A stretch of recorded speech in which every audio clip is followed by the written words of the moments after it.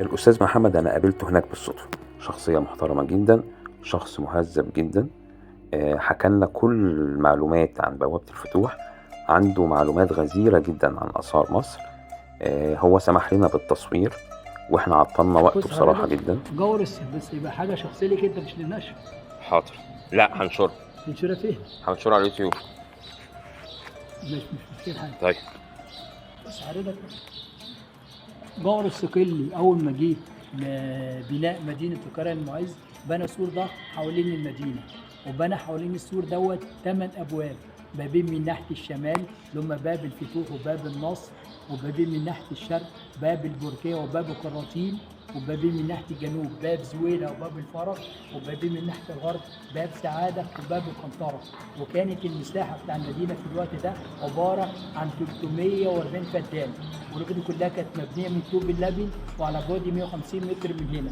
جه بدر الجمالي وزير الخليفة المستنصر حب يعمل توسيع المدينة، طبعا الصورة اللي احنا فيها دلوقتي سنة 1087 ميلادي 480 هجري، المكان ده عمره 938 سنة بالظبط. وخلى الابواب دي من الحجره بعد ما كانت مبنيه من طوب اللبن، وزادت مساحه المدينه بعد ما كانت 300 فدان بقت 400 فدان.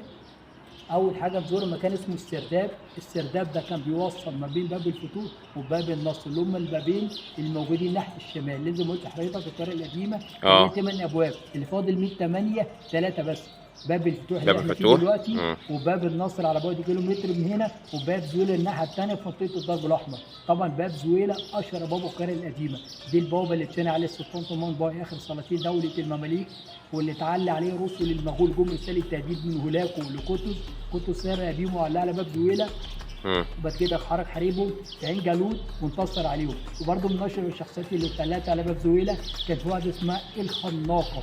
الخناقه دي كانت ريه وسكينه بتاعت العصر المملوكي، كانت بتخطف السادات تخنقهم وتسرق الدهب بتاعهم. اتقبض عليها ايام السلطان المملوكي الناصر محمد بن علول وعلقها على باب زويلة. طيب انت هتسمح لي ان انا اعرضه؟ ها؟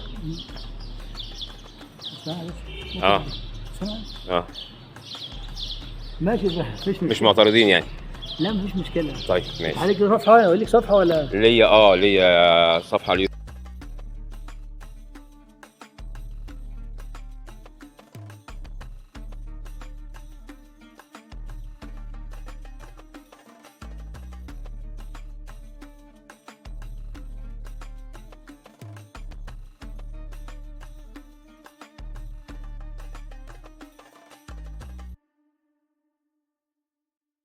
لا بص، اي حاجه غير الشارع المعز. بره يعني كمان. اي حاجه في الاصاله الاسلاميه. بص حضرتك كانوا عاملين السلم بالعلو دوت عشان اي حد يعتدي على المدينه كان يتعرقل الحركه بتاعته اثناء الصعود. ماشي. لا اتفضل انت. ماشي.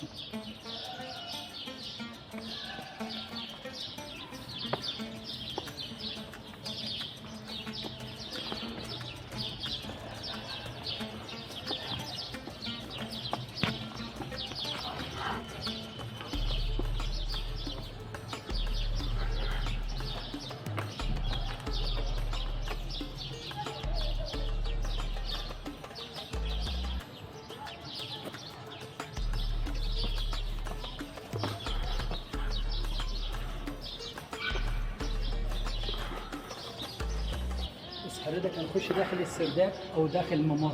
السرداب ده كان بيوصل ما بين باب الفتوح وباب النصر. ده بيوصل ما بين باب الفتوح وباب النصر؟ باب الفتوح وباب النصر اللي هم البابين الموجودين ناحيه الشمال. زي ما قلت لحضرتك القريه القديمه كانت 8 ابواب، بابين في كل اتجاه. دلوقتي احنا في الاتجاه اللي في الشمال. هو كانوا محاوطين على مصر بيها. بص حضرتك ضد اي حد يجي لنا. بص حضرتك انت داخل رابع عاصمه من عواصم مصر الاسلاميه. كان في 3 عواصم قبل القاهره. كان اول عاصمه اسمها الفسطاط. الفسطاط دي اللي اسسها سيدنا عمرو بن العاص في منطقه مصر القديمه في الوقت الحالي. ثاني عاصمه اسمها العسكر. العسكر دي اسسها صالح بن علي عم الخليفه العباسي ابو جعفر المنصور. صالح بن علي جه مصر هنا، قتل مروان بن محمد اخر خلفاء الدوله الامويه واسس مدينه العسكر. مدينه العسكر دي في الوقت الحالي مكان مستشفى 57 بتاع سرطان الاطفال في منطقه المذبح. ثالث عاصمه اللي هي القطاع، اللي هي عاصمه احمد ابن طولون في منطقه السيده زينب. رابع عاصمه اللي احنا فيها دلوقتي، طبعا القاهره في بدايه الامر ما كانش اسمها القاهره، جور الصقيل حب يتقرب من الخليفه المعز فسمى العاصمه المنصوريه. بص حضرتك طبعا جور الصقيل حب يتقرب من الخليفه المعز فسمى العاصمه المنصوريه على اسم ابو المعز نفسه الخليفه المنصور. جور الصقيل بعد ما دخل مصر بعد 4 سنين غير اسمها من المنصوريه الى القاهره. طبعا القاهره جايه من القائل، كان عنده امل يقرا الخلافه العباسيه في بغداد لان الدوله العباسيه كانت دوله سنيه المذهب وهم دوله شيعيه، فعشان كده سماها القاهره لان القاهره جايه من ايه؟ من القاهره.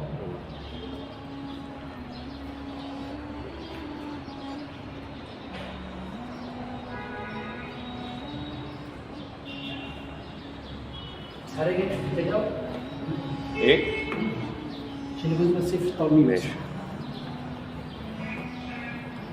بص حضرتك الفتحه دي اسمها فتحه المزاغل بتاعت رمي اسهم، كان اي حد يجي مع المدينه بيرموه من اسهم من خلال المزاغل ديت، فانت تلاحظ ان الفتحات توسع من ورا وده من قدام عشان يخش اللي بره واللي بره ما يشوفوش.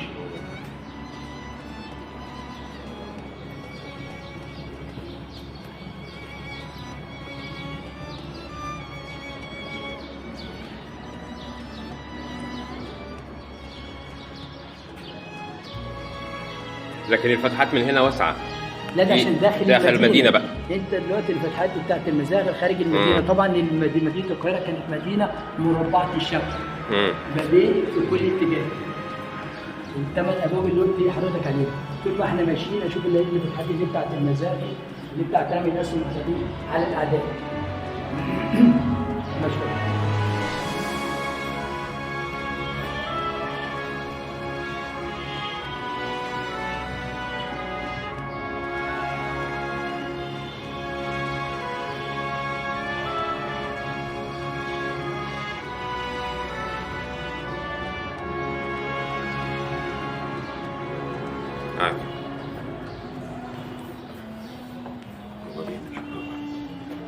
نور التليفون.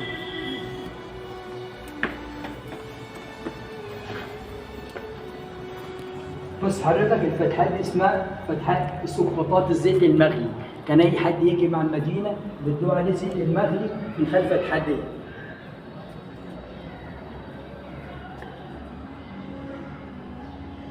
وحضرتك لو بصيت هنا هتلاقي الباب تحت منك على طول، الباب اللي انت دخلت منه، وفوق البوابه برضه هتلاقي الفتحات اللي بتاعت الزيت المغلي السقراطات.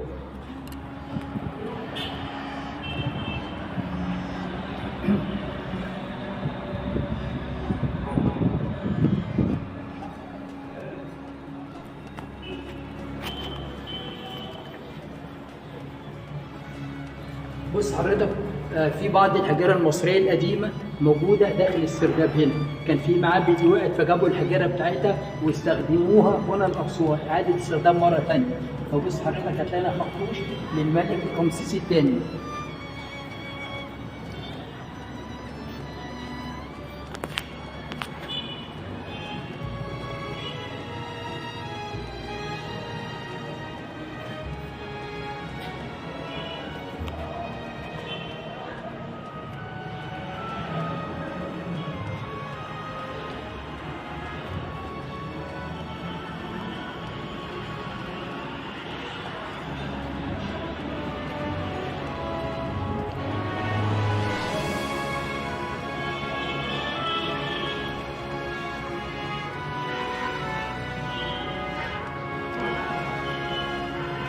بس حضرتك برضه خرطوش لنفس الملك عمره أكتر من 3000 سنة.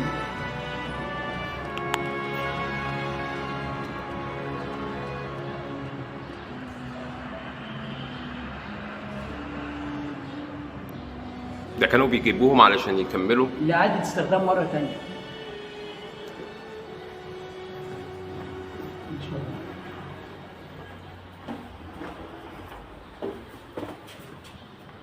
بص حضرتك برضه حجر فرعوني عليه نشي بتاع فرس النهر أو سادشت.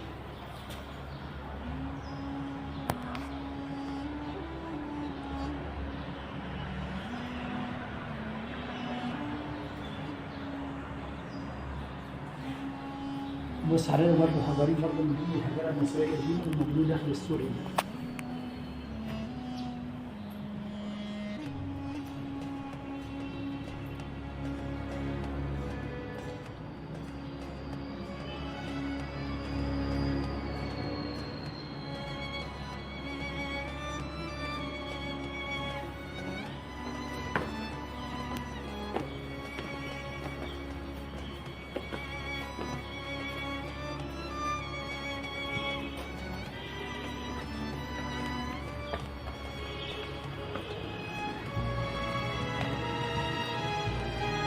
حضرتك نابليون اول ما دخل مصر استخدم الاسوار دي ابراج حربيه، كتب بعد كلمات باللغه الفرنسيه على الحجره بتاعت السور. بص حضرتك هتلاقي كلمه طول باب، طول اسكالي او طول اسكالي معناها برج السلم. كان نابليون حفر اصلا حمله فرنسيه على مصر هنا.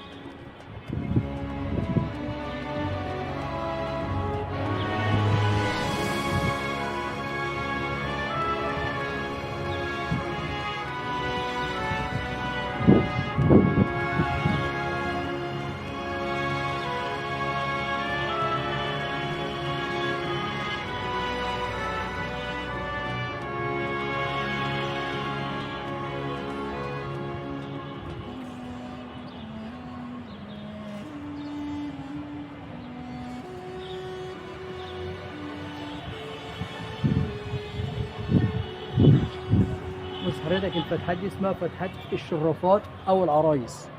الجندي كان بيقف بيرمي الاسهم ويرجع يستخبى بره الشرافات دي مره ثانيه. دي كلمه اللي الحمله الفرنسيه حفرتها من ضمن الكلمات بتاعت السور هنا. كل اسكاليه او طول اسكاليه معناها برج السلم. معناها ايه؟ برج السلم. كان نابليون حفرها اثناء الحمله الفرنسيه على مصر او الحمله الفرنسيه بصفه عامه يعني.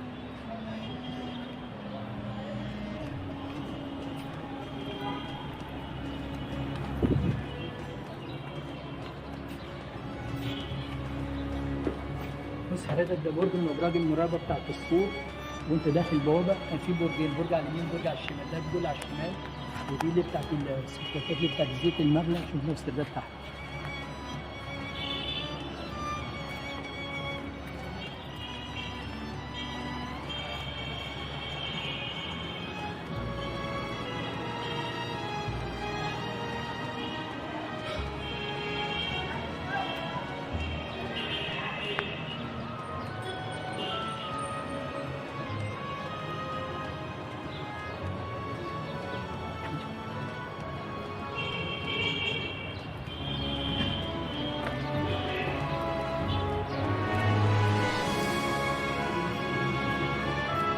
بص حضرتك برضه تلاقي نفس الكلمه موجوده هنا مره ثانيه. طول اسكاليه او طول اسكاليه.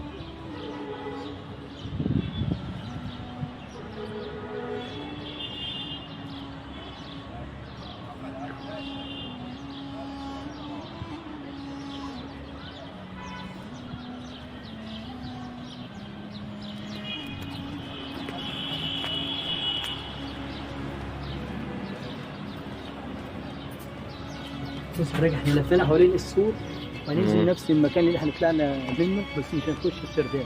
احنا دخلنا السرداب ولفينا حوالين السور ننزل نفس المكان. والجزء ده بس في ترميم بس. واللي فوق ده في فوق كمان تاني؟ لا فوق بيشوفك بتشوف بقى شارع المسجد كله من فوق. انا ممكن اصوره من فوق؟ مش مشكله. معلش انا ضايق. لا تحت امر حضرتك. من فوق برضه تشوف جامع محمد علي وجامع السلطان حسن وجامع رفاعي. مش كده.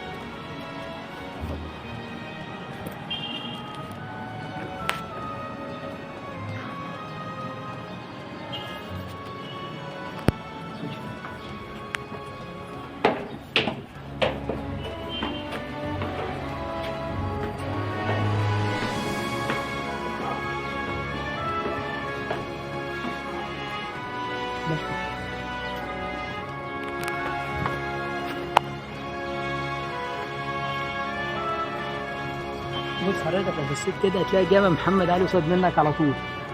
حضرتك شايفه؟ جامع محمد علي ثلاث صلاح الدين. بص عشان ايوه. جامع محمد علي وجامع الناصر محمد وجامع سرية الجبل، الثلاث جوامع اللي في قلعة صلاح الدين الأيوبي. والناحية الثانية تلاقي جامع السلطان حسن وجامع الرفاعي وجبل مقطم وقلعة محمد علي داخل جبل مقطم، لأن محمد علي اللي كان ليه قلعة داخل الجبل غير قلعة صلاح الدين الأيوبي، وكان عامل حاجة اسمها الزلاقة. الزلاقة دي كانت بتوصل ما بين القلعة بتاعته وقلعة صلاح الدين الأيوبي. هم بيشقوا طريق صلاح سالم في فترة الستينات شالوا معظم الزلاقة دي.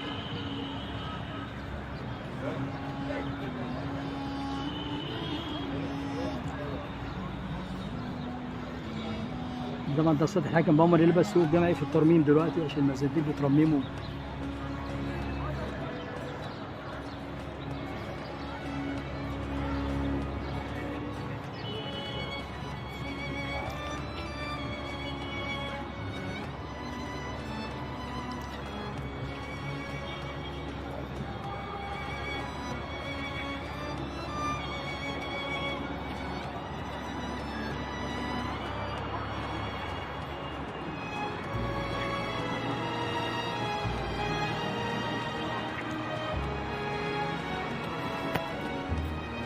يلا بينا.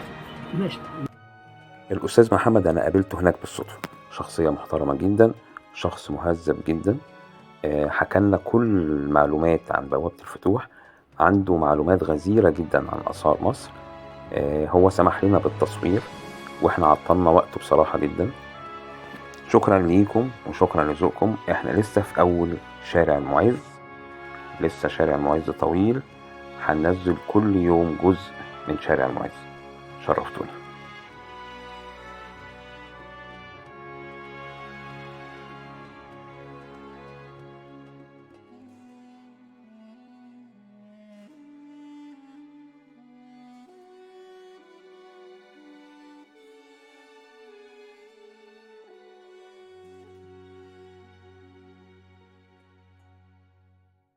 يا رب تكونوا اتبسطتوا من حكايه شارع. خليكم دايما معاه، ما تروحوش في اي مكان.